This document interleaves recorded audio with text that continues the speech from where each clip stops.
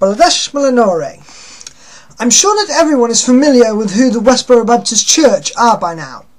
They are the poster children for religious extremists when it comes to Christianity, at the very least. However, from my perspective, they are not the worst threat to society when it comes to religion. No, not even Islam is as big a threat to our Western society as many people on YouTube especially would make it out to be. No, instead, I would like to quote the XXX the Peach XXX, who put it best, quote, "Muslims don't scare me, old white men with Bibles and political power scare me." Why?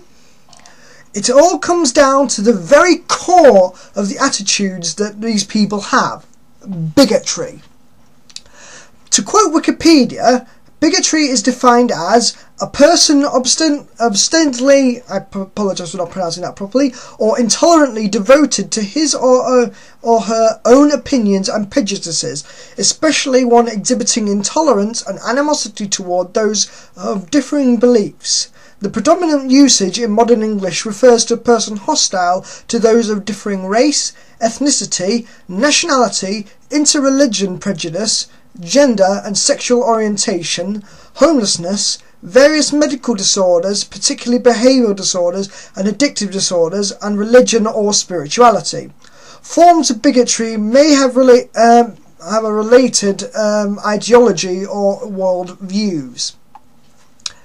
But from what I've noticed, you get more objections to bigotry of the Westboro Baptist Church than you do for organisations for National Organisation for Marriage or Focus on the Family. Why? From listening to these people talk to the public and news reporters, they are a lot more subtle about their bigotry than the Westboro Baptist Church may appear to be. They use weasel words such as protecting the sanctity of marriage and paint themselves as being concerned for the well-being of families, even though they are doing nothing of the sort. Because they are disguising their bigotry within a concern for the definition and sanctity of marriage, they present themselves as being persecuted defenders in the hope that they will gain sympathy instead of being seen as bigots.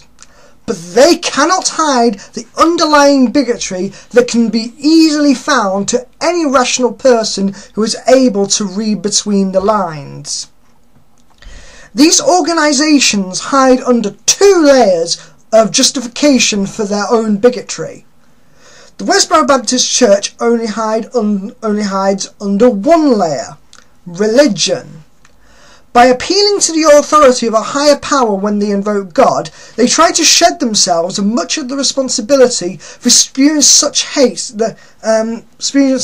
since it's not just their opinion. No, it's what the most powerful thing in the universe wants. The Bible was written in a time and culture during Earth's history which wasn't nearly as educated as we are today. With no protection from STDs, no birth control, or understanding as to why some people would think to engage in sexual acts that would be not biologically fertile, the situation was ripe for inputting the bigotry of the time that was acceptable during that period. The same goes for the doctrines of Islam too, of not just Christianity and Judaism. The more open and raw the bigotry is to the public, the less support they will end up having from the more rational-minded people, religious or not. Prejudice and discrimination works by separating people into an in-group and an out-group. The in-group is seen as special or better than the out-group, so bigotry strokes the egos of the followers to encourage discrimination of those on the out-group by making them appear worse or lesser than those within the in-group. This comes from claiming that you are one of God's children, or that you are saved while others will be damned. This can also be shown in certain atheists because they are more rational people than the religious. I am, of course, referring to the one and only Thunderfoot. I had to get this to this at some point in time, considering the amount of comments I have made on the subject. His actions over the past few months have become more and more bigoted as he moves his videos away from the topic of science and more towards activism, which I wouldn't initially, by concept, have a problem with. For the record, I am all for free speech. Hell, I joined in with the Draw Muhammad Day as at last year. I have nothing against the whole Draw Muhammad Day concept in general. However, it appears to me as though this event has become a tool for bigotry, spearheaded by Thunderfoot himself. He started out by quote-mining Dawa films to misrepresent him as the militant Muslims who would send him death threats, when Dawa himself clearly stated that he would be fighting back against those who attack innocents, not the West in general, those who attack innocents. The terrorists on 9/11 attack innocents, so it doesn't make any sense to suggest that Dawa would be in favour or supportive of these people. He has misrepresented the issue repeatedly of the Ground Zero Mosque, claiming that it was a victory, quote, victory site just a stone's throw away from Ground Zero. It's a rough quote there, just so you know. Despite the fact the centre was not only not a mosque to begin with, but it wasn't anywhere near Ground Zero. It was about 3, maybe 4 blocks away. It was simply a community centre being built and renovated from an already unused building that would contain prayer spaces for Christians, Muslims and Jews alike. Calling it a Ground Zero mosque is about as silly as suggesting that a naturist club that is about a mile away from a school and behind considerable amount of trees that can be just about seen with binoculars, that is from the very top of the tallest building in the city, is a paedophile flashing ground. Absolute nonsense, in other words. But it gets worse.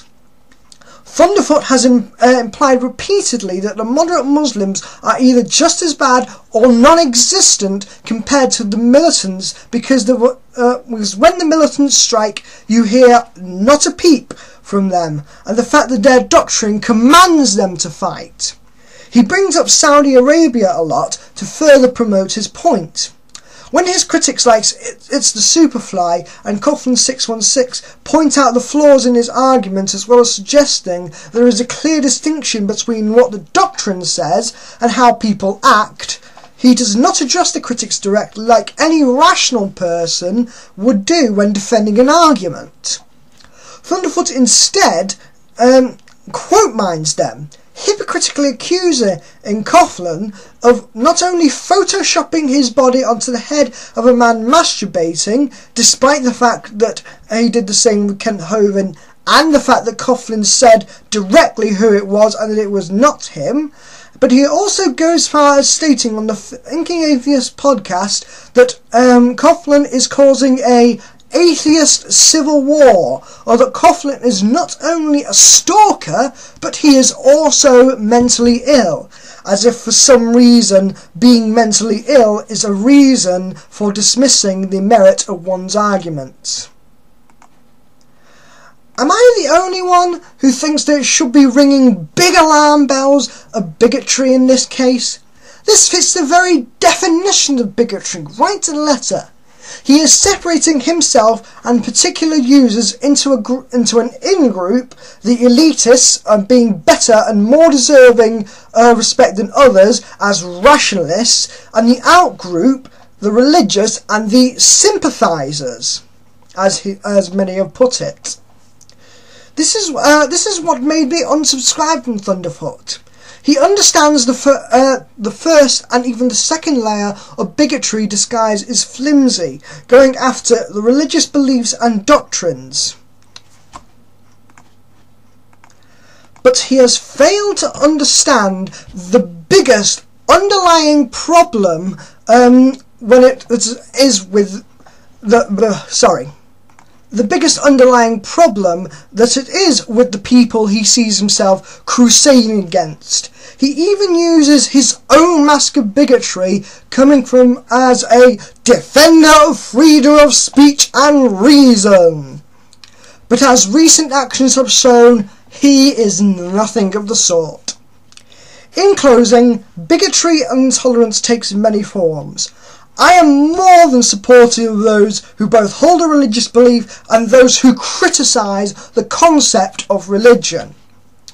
Wiping away the superstitions and exposing the bigotry for what it really is the first step. But unless we realise that there is a bigger problem of bigoted thinking at work here, we may very well shoot ourselves in the foot while trying to shoot a ghost built from our own preconceptions of who these people are, regardless of what they are actually like. Work with the moderates to fight intolerance and bigotry, because otherwise we risk being as bigoted and intolerant as those we claim to be ourselves. Al-Dial Shalah.